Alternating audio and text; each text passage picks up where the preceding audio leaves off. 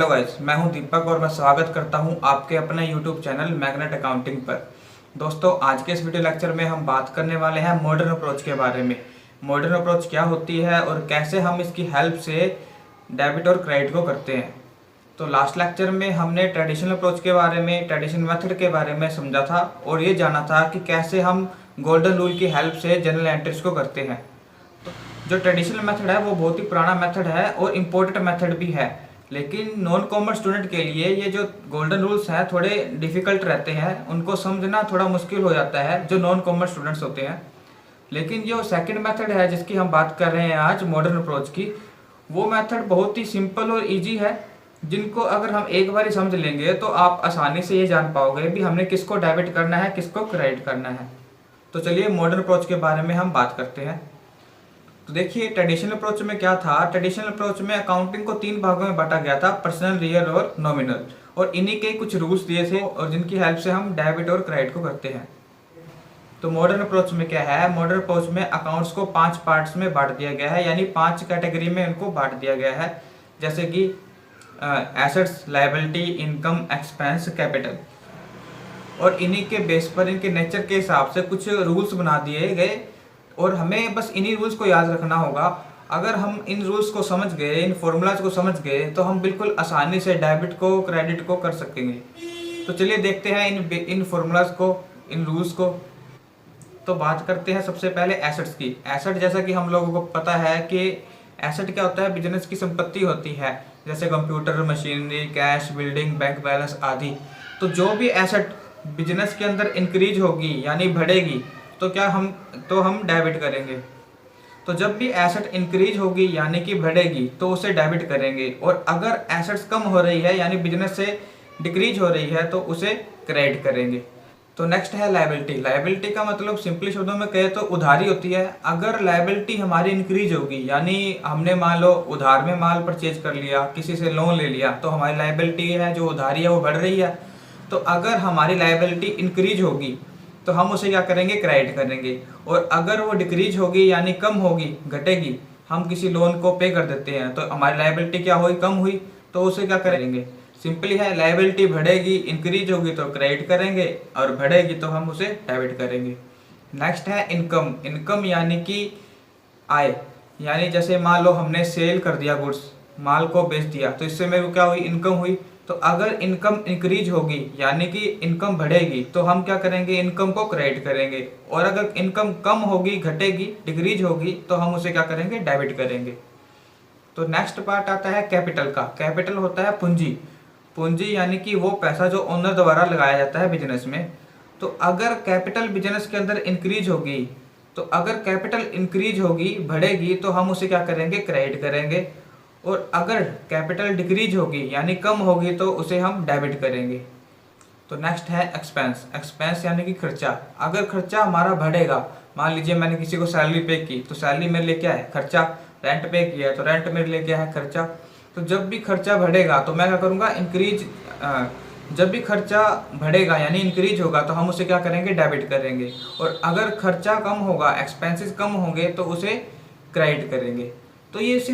तो बस ये 5 तरह के पार्ट्स है मॉडर्न अप्रोच के अंदर, जिनको बस assets, liability, income, expense, capital के अंदर बांट दिया गया और इनके छोटे से कुछ फॉर्मूले बना दिए गए। बस हमें यही देखना होगा कि किसको क्या इंक्रीज हो रहा है, क्या डिक्रीज हो रहा है, और बाकी इसमें कुछ भी नहीं है। अगर हमने एक बार इनको पहचानना सीख लिया भी कौन एसेट है, कौन लायबिलिटी है, और क्या डेबिट हो रहा है या क्या इंक्रीज हो रहा है, क्या डिक्रीज हो रहा है, तो हम बिल्कुल आसानी से डेबिट और क्रेडिट को कर पाएंगे। तो चलिए कुछ एग्जांपल लेते हैं ताकि हम इसकी प्रैक्टिस कर पाएँ और ये देख पाएँ कि कैसे हम इसको डेबिट और क्रेडिट कर सकते हैं। पहला एग्जांपल है, introduce capital with cash 5 lakh.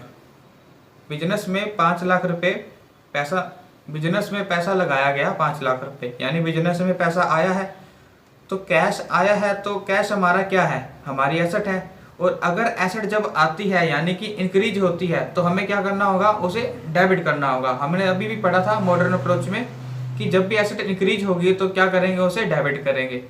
और कैपिटल के रूप में वो आ रही है, यानी कि कैपिटल भी बढ़ रही है, तो कैपिटल जब बढ़ेगी तो उसे क्या करेंगे, क्रेडिट करेंगे। जैसे मॉडर्न अप्रोच में लिखा है कि कैपिटल बढ़ेगी तो हम इसको क्या करेंगे, क्रेडिट करेंगे।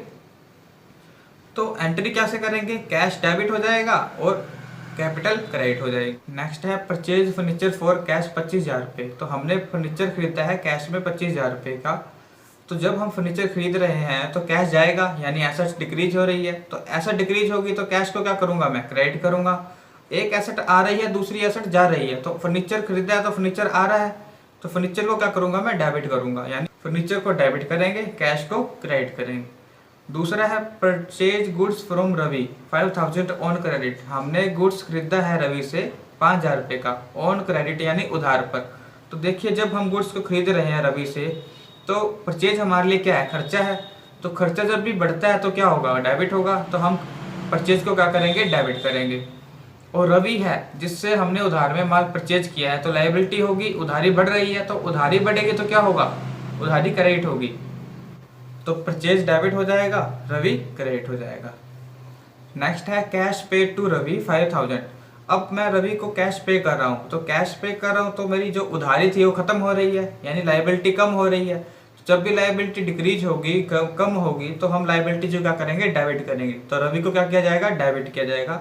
और कैश में पे कर रहा हूँ तो कैश भी कम हो रहा है, यानी मेरी एसेट भी जा रही है। तो एसेट को क्या करूंगा, मैं एसेट को क्रेडिट कर दूंगा। तो रवि डेबिट हो जाएगा, कैश क्रेडिट हो जाएगा। फिर है सेल गुड्स इन कैश 10,000। हमने गुड्स बेची है कैश में 10,000 रुपये। तो जब मैं सेल करूंगा तो मेरी इनकम होगी। तो इनकम जब भी बढ़ रही है, तो इनकम जब बढ़ती है तो क्या होगा, वो क्रेडिट होगा। तो मैं इनकम को यानी कि सेल को क्रेडिट करूंगा। और जो कैश मेरा आ रहा है, तो कैश एसेट बढ़ रही है, इनकम के साथ साथ एसेट भी बढ़ रही है। तो कैश को क्या करूंगा, डेबिट करूंगा। तो कैश को डेबिट करता हूँ और सेल को क्रेडिट करता हूँ। नेक्स्ट है रेंट पेड बाय चेक 3,000। हमने रेंट पे किया है चेक के थ्रू। तो रेंट जो मैं पे कर रहा हूँ वो खर्चा है। तो खर्चा जब भी बढ़ेगा तो क्या होगा, डेबिट होगा। तो रेंट को डेबिट करेंगे। और चेक जो कि मेरी बैंक को बैलेंस को कम करेगा, एसेट्स को कम करेगा, तो मैं बैंक को क्या करूँगा, क्रेडिट करूँगा। तो नेक्स्ट है cash deposit in ICICI bank 20,000। मैं कैश जमा करा रहा हूँ ICICI बैंक के अंदर। तो कैश जब जमा कराऊंगा तो मेरी एक एसेट बढ़ रही है, दूसरी एसेट कम हो रही है। तो जो कम हो रही है उसको मैं क्रेडिट कर दूंगा। तो कैश मुझसे जा रहा है तो कैश को क्रेडिट करूंगा और डेबिट क्या करेंगे, ICICI बैंक को। नेक्स्ट है cash withdraw from ICICI bank 15,000।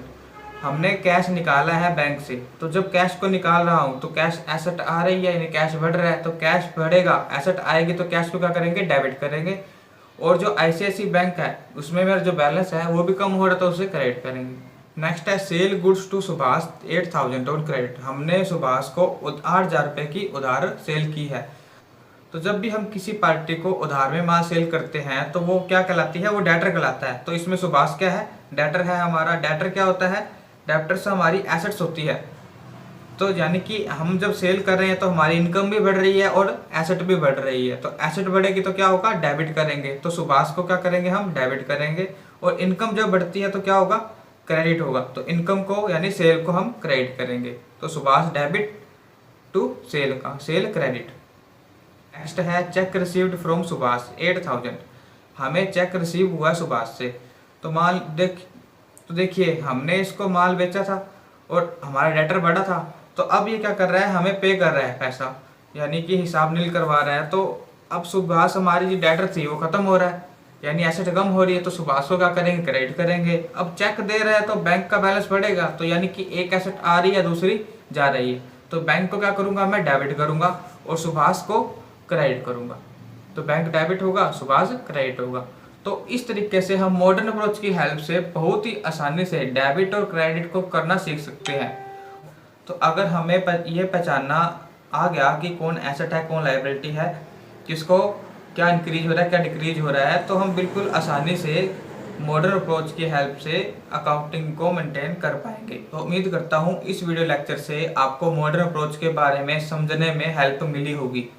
तो जुड़े रहेगा हमारे साथ एक मैग्नेट की तरह मैग्नेट अकाउंटिंग पर। Thank you.